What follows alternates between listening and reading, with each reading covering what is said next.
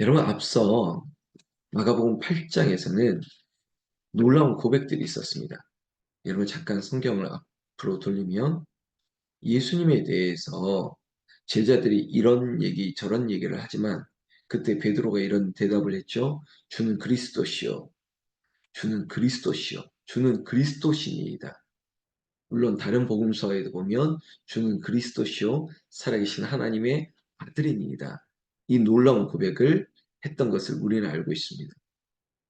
그러니까 예수님께서 하신 일들을 바라보면 뭐 오병이어의 사건, 칠병이어의 사건, 그리고 각종 병든 자를 고치시고 죽은 자를 살리시는 이런 사건들, 심지어 바다 들어, 바람 들어, 잠잠하라 명하시니 잠잠했던 것. 여러분, 이 모든 것들을 눈으로, 삶으로 보았던 제자들은 당연히 이 정도 고백해야 되는 거 아니겠습니까? 주는 그리스도시라고요. 살아계신 하나님의 아들이라고. 이 베드로의 고백을 예수님이 들었습니다. 그러나 베드로는 예수님께 하셨던 말씀, 인자가 많은 고난을 받아야 된다. 그리고 이제는 십자가의 길을 걸어야 된다. 라고 했던 것을 이해하지 못할 때 베드로에게도 심한 실망을 했습니다. 예수님께서는 제자들에게뿐만 아니라 지금 오늘을 살고 있는 저에게, 우리에게도 이렇게 말씀하십니다. 누구든지 자기를 부인해야 된다고. 예수 그리스도를 따라가려거든 자기를 부인하고 자기 십자가를 지고 따를 것이니라. 누구든지 자기 목숨을 구원하고자 하면 잃을 것이요. 누구든지 나와 복음을 위하여 자기 목숨을 잃으면 구원하리라. 여러분, 우리의 신앙은 믿음은 역설이에요. 이런 거죠. 죽으면 살 것이라는 거죠. 뭐 세상에서 말하지 않습니까?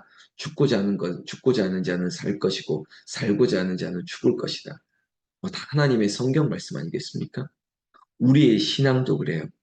어제 우리 아이들과 함께 했던 우리 하이빔 공동체 예배에서도 우리의 욕망이 아니라 신앙으로, 우리의 욕심이 아니라 믿음으로, 눈에 보이는 것이 아니라 눈에 보이지 않는 것으로 우리가 살아가는 것입니다. 그런데 자꾸 이 눈에 보이는 것, 우리의 욕심과 우리의 욕망이 드러난다면 베드로나 제자들처럼 입으로는 생각으로는 주는 그리스도시라고, 그리고 내가 주만 따를 것이라고, 그 입술의 고백이 아니라 진심으로 하나님의 아들 예수 그리스도가 나를 구원하신 분이고 그분을 따를 것임을 알고 고백하는 것이죠. 즉 십자가의 길이 영광의 길이고 영생의 길이고 그리고 우리의 삶의 모든 것이 되신다는 겁니다. 여러분, 저는 목사지만 여러분들의 믿음보다, 마치 믿음의 경중을 말하기는 참 어렵지만 내 믿음이 더 약할 때도 있습니다. 그것은 목사이기 때문에 당연히 강하다라고 말하면 안 되고, 저는 딱 하나의 기준이 있습니다. 십자가를 부여잡고 기도하며 사는 것이 그 믿음이 강해지는 것입니다. 지금 우리 공동체가 당했던 일, 그리고 제가 겪었던 일들을 잠깐 복귀해도 십자가 없이는, 믿음 없이는 감당할 수 없는 것이었습니다. 그러나 믿음으로 십자가를 부여잡으니까 내가 십자가의 길을 걷겠노라, 내가 주의 길을 걷겠노라 라고 하면서 감히 내가 주님 앞에 부끄러울 죄인이지만, 그러나 주님이 하셨던 방법대로, 주님이 결정하셨던 방법대로 그 십자가를 지고 내가 오직 주의 영광을 위해 살겠노라고, 모든 이 땅의 부귀와 영화와 사람의 인정이 아니라 오직 하나님께만 인정받기를 원할 때, 여러분, 그때 생명의 길이 열린다는 것입니다. 이 놀라운 이야기들, 이 놀라운 사건들이 이제 엿새가 지났습니다. 오늘 9장 2절 말씀에 엿새 후에라고 얘기하죠. 그때 베드로와 야고보와 요한을 데리고 따로 높은 산에 올라가셨습니다. 여러분, 누군가는 예수님과 함께 됐던 제자 그룹이 있었습니다. 베드로, 야고보, 요한이죠. 여러분, 이것을 더 사랑했다, 덜 사랑했다가 아니라 오히려 베드로, 야고보, 요한에게 더 큰 사명을 줬다고 생각해야죠. 여러분, 이런 말씀을 보고 차별이다, 편애다라고 하면 안 되죠. 어쩌면 이 자리에 있는 새벽을 깨우는 권사님, 집사님에게 하나님이 더 큰 사명을 주신 것이죠. 여러분, 사명을 받은 것은 축복인 것입니다. 그리고 그 사명을 받은 자들과 함께 그들 앞에서 예수님의 몸이 변형되셨습니다. 영광의 몸을 예수님께서 요단강에서 세례를 받으셨을 때 하늘에서 천사 비둘기가 그리고 하나님의 음성이 들리고 이는 내 사랑하는 아들이다. 내 기뻐하는 자다. 그 모습이 빛이 났습니다. 동일한 상황입니다. 얼마나 깨끗했으며 얼마나 광채가 났으면 오늘 3절 말씀에 이렇게 표현할 수 있죠. 그렇게 희귀할 수 없을 만큼 매우 희어졌더라. 우리는 찬양 부를 때, 흰 눈보다 더, 흰 눈보다 더, 우리가 빨갛게 되고 깨끗해지는 것은 오직 하나님만이 하실 수 있는 거예요. 오늘 우리의 몸과 마음이 깨끗해지기를 주의 이름으로 축원합니다. 잠자고 있는 내 사랑하는 가족들이 예수 이름으로 깨끗해지기를 원합니다. 내 병든 몸이 깨끗해지기를 원합니다. 그게 바로 예수님이 하나님이 하실 수 있는 것이라는 겁니다. 그때 베드로가 또 나섭니다. 이렇게 얘기합니다. 엘리야 모세와 함께 이제 초막셋을 짓겠다는 것이죠. 베드로는 참 급한 성장입니다. 지금 눈에 보이는 것, 예수님이 변화됐습니다. 아주 영광스러운 몸을 입을 때 이제 하나님의 나라가 여기 이루어졌다고, 이제는 다 끝났다고. 그러니까 모세와 엘리야, 예수님을 위해서 집을 짓고 여기서 사는 것이 이제는 완성된 나라라고 생각했습니다. 물론 그럴 수 있습니다. 그러나 여기가 끝이 아닙니다. 예수님 말씀처럼 나를 따라오려던 자기 십자가를 지고 여러분 고난을 받아야 되는 것이죠. 고난 없는 영광 없습니다. 우리 아이들이 오늘 새 학기 시작하지 않습니까? 노력 없는 결과가 어디 있겠습니까? 수고 없는 열매는 없습니다. 우리도 마찬가지예요. 주께서 자기 십자가를 지고 자기를 부인하는 거예요. 나는 없습니다. 나는 죽었습니다. 그러나 그 고백을 받으신 예수님이 나를 여기 있게 하시고 나를 살리시는 거죠. 그저 여기가 좋사오니.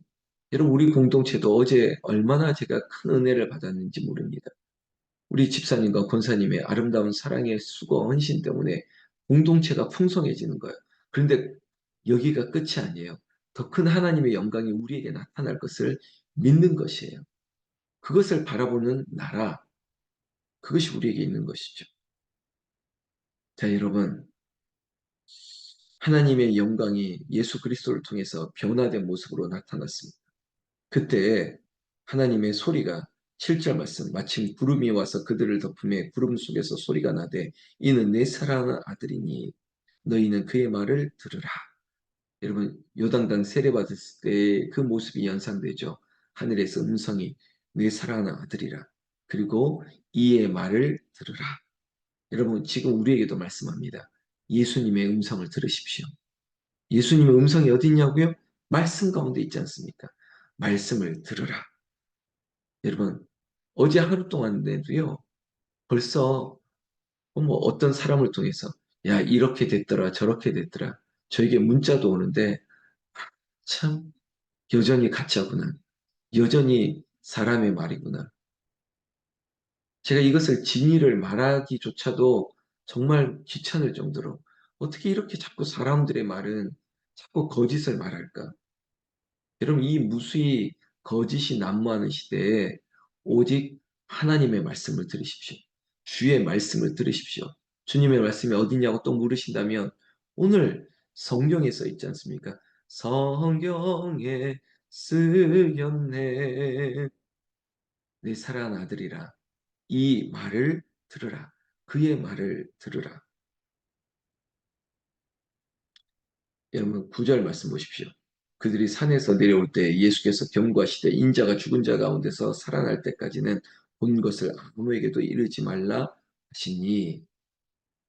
여러분 아무리 좋은 말을 해도 세상에서 원리입니다. 아무리 좋은 말을 해도 듣지 않으려고 할 때가 있습니다. 그저 자기의 신념대로 자기의 확신대로 거짓을 진리인 양 말하는 사람들이 있습니다. 여러분 예수님께서 뭐 각종 병든 자를 죽은 자를 살리고 놀라운 일을 오병이어 칠병이어를 보여줘도 사람들은 거짓이라 말합니다. 그리고 잘못된 표적만을 봅니다. 언제 그런 일이 있었냐면서 잊어버리고 삽니다. 어쩌면 제자들도 그랬지 않습니까? 아니, 그 기적을 늘 함께 봤음에도 불구하고 잃어버려요. 여러분, 이 자리에 있는 우리 모두는 받은 복을 세어 보십시오. 늘 주의 은혜를 기억하십시오. 아니, 어떻게 그 은혜를 잊어버리고 살죠? 어떻게 그 하나님의 놀라우신 일들을 그렇게 다 잊은 바 그렇게 된 것처럼 살 수 있죠? 저는 정말, 저도 그럴 수 있지만 답답한 것이에요. 여러분, 우리는 그 은혜를 간직하십시오. 오늘 성경 말씀 10절 말씀에 이런 말씀이 있습니다. 그들이 이 말씀을 마음에 두어 서로 문의하되 죽은 자 가운데서 살아난 것이 무엇일까 하고, 여러분 보십시오. 여전히 깨닫지 못하는 이들이 있습니다. 아직까지 주는 그리스도시요 살아계신 하나님의 아들이라고 말로 했지만 십자가가 영생의 길인지, 그리고 앞으로 예수님께서 갈보리 십자가를 지고 우리의 구원을 위해서 죽으셔야 될 것을 아직 모르고 있습니다. 앞서서 인자가 고난을 받아야 될 것을 순환을 예고했지만은 아직도 모르고 있습니다. 사랑하는 새벽을 깨우는 용사 여러분들, 우리는 이 은혜를 아셔야 됩니다. 십자가 없는 영생은 없습니다. 고난 없는 열매는 없었습니다. 그저 여기가 좋사오니 하지 마세요. 아이들에게도 이번 시험 100점 맞았어. 이제는 끝. 공부 안 해. 거기서 멈추지 않지 않습니까? 우리 아이들이 우물 안에 개구리가 돼서는 안 되죠. 세상을 향해서 열방을 위해서 쓰임받는 아들이 돼야 되는데 그런 딸이 되고 손주가 돼야죠. 야, 여기서 100점 한 번 맞았으니까 그래 됐어 하라고 멈춰라고 말하는 부모가 어디 있겠습니까?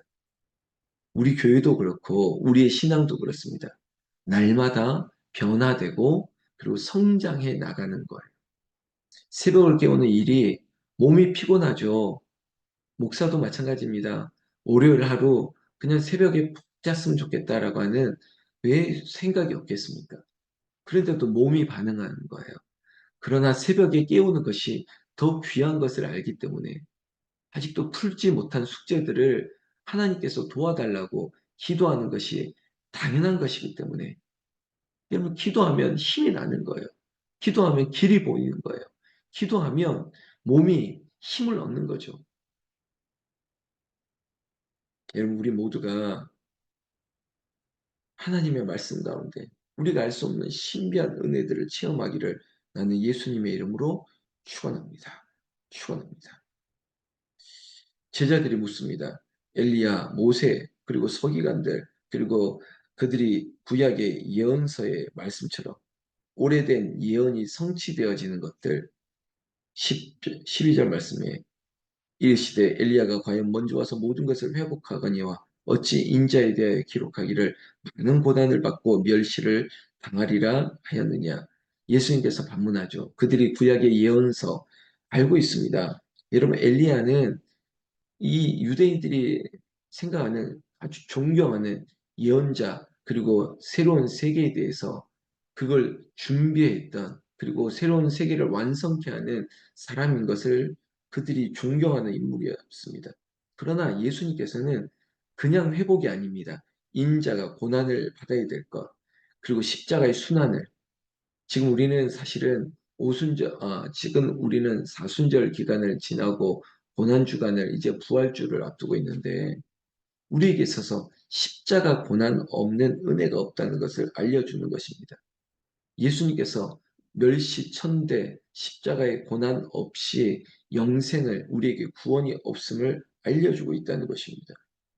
그래서 13절 마지막 절에 그러나 내가 너희에게 이르노니 엘리야가 왔을 때 기록된 바와 같이 사람들이 함부로 대우하였느니라 하니라.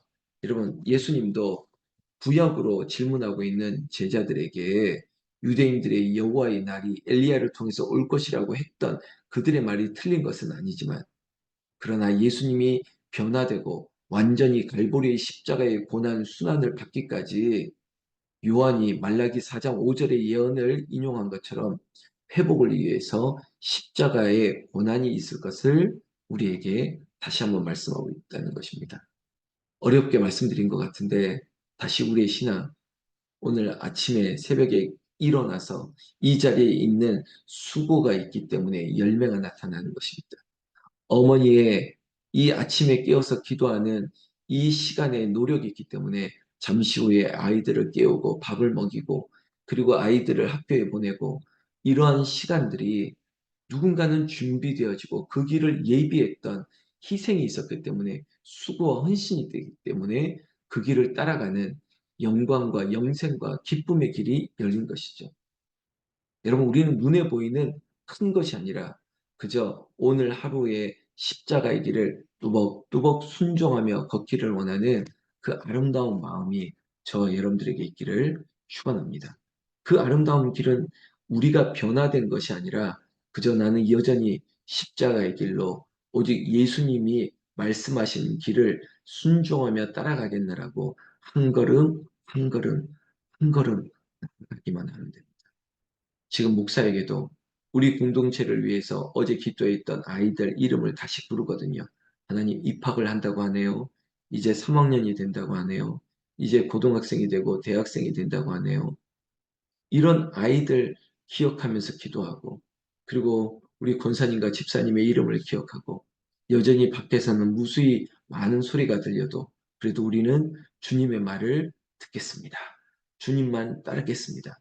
이 순종하는 이 십자가의 길을 걷는 우리 하이빈 공동체의 많은 주의 종들에게 하나님께서 큰 은혜를 내려주시기를 내가 사랑하는 십자가의 예수님의 이름으로 축복하며 기도합니다. 기도하겠습니다. 하나님 아버지, 진심으로 기도합니다. 오직 예수님의 말씀을 듣고 성경에 기록된 생명의 말씀을 따라 한 걸음 한 걸음 걸어가며 주님만 순종하는 제자가 되게 하여 주시옵소서. 아버지 이 시간 새벽을 깨우는 주의 종들에게 안수하여 주시고 성령의 기름을 부어주시고 그리고 그 기도의 입술과 마음의 소원 그리고 그 가정의 그 가정에 여호와의 영광의 빛이 비추어지고 그리고 저 옆방 잠자는 내 가족들에게도 여호와의 기름 부으심이 흘러 넘치게 하여 주시옵소서. 이번 한 주간 새 학기에 적응하는 한 주간 하나님이 도우시고 또 화송하는 보내는 부모님들의 우리 어머님들의 마음에도 늘 평강이 넘치게 하여 주시고 오늘 이 자리에 함께하지 못하고 있는 우리 많은 우리 공동체 사랑하는 식구들 머리 위에도 주여 그리고 누군가가 이 은혜를 함께 나눌 텐데 하나님 그들에게도 하나님의 동일한 은혜를 부어 주시옵소서. 우리 주 예수님 이름으로 기도 올려옵나이다. 아멘. 여러분 기도하십시오. 어제 밤새 또 급하게 병원을 다녀오시고 몸에 힘들었던 사람들도 있습니다. 그리고 내 몸이 피곤하고 지칠 수도 있습니다. 저도 마찬가지입니다. 그러나 말씀해 주시는 생명이 오늘 저와 여러분들에게 나타나기를 주의 이름으로 축원합니다.